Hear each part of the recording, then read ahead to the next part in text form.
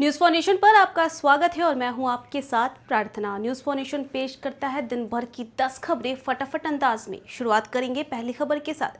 बिहार में मौसम ने अचानक करवट ले ली और तेज आंधी व बारिश ने कई जिलों में भारी तबाही मचा दी।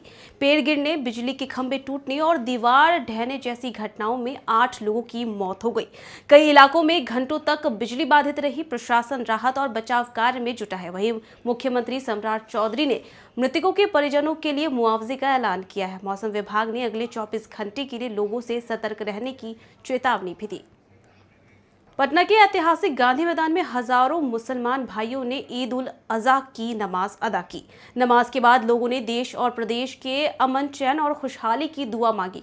पूरे इलाके में सुरक्षा के पुख्ता इंतजाम किए गए। प्रशासन और पुलिस की टीम लगातार निगरानी में जुट रही है। नमाज के बाद लोगों ने एक दूसरे को गले लगाकर के बकरी ईद की मुबारकबाद दी।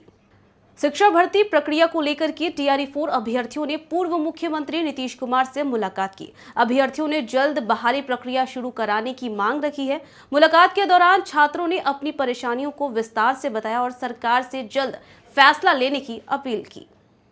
बिहार की राजनीति में विजय सिन्हा की नाराजगी की अटकलों के बीच बिहार सरकार के कृषि मंत्री विजय सिन्हा ने गुरुवार को नई दिल्ली में प्रधानमंत्री नरेंद्र मोदी से मुलाकात की। करीब 45 मिनट तक चली इस बैठक को लेकर के राजनीतिक हलकों में कई तरह के कयास लगाए जा रहे हैं।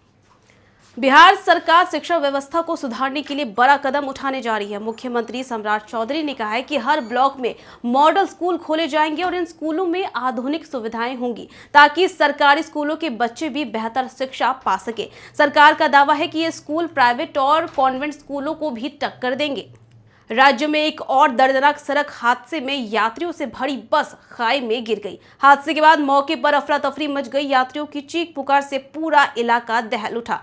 कई लोग घायल बताए जा रहे हैं। वहीं स्थानीय लोगों और प्रशासन की मदद से राहत और बचाव कार्य चलाया गया।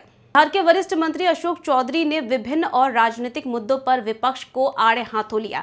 आपको बताएं तो SIR ECI चुनाव प्रक्रिया के संदर्भ में विपक्ष पर निशाना साधते हुए उन्होंने कहा है कि विपक्षी दलों चुनाव आयोग को लेकर के बेवजह का हंगामा और हाय तौबा मचाया जा रहा था। जनता के बीच जानबूझकर ये लोग भ्रामक छवि जो है वो बनाने की कोशिश कर रहे थे।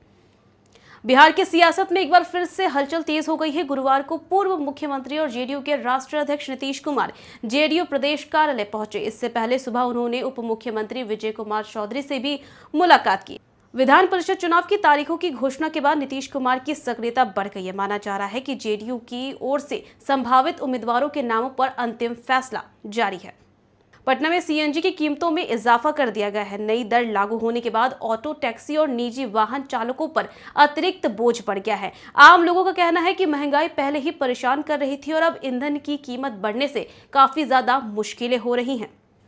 कोर्ट के फैसले के बाद बिहार की राजनीति में बयानबाजी तेज हो गई है। बीजेपी नेताओं ने विपक्ष पर जोरदार हमला बोला और कहा है कि इस फैसले के बाद विरोधियों का नामो निशान खत्म हो जाएगा। दरअसल SIR को लेकर के लगातार विपक्ष जो है वो चुनाव आयोग पर जो है कई सारे इल्जाम लगा रहा था, जिसके बाद सुप्रीम कोर्ट का फैसला आता है और इसके बाद देखिए बीजेपी के जो नेता है वो विपक्ष को जोरदार जवाब देते हुए नजर आ रहे हैं और उनका कहना है कि अब महागठबंधन का नामो निशान खत्म हो जाएगा।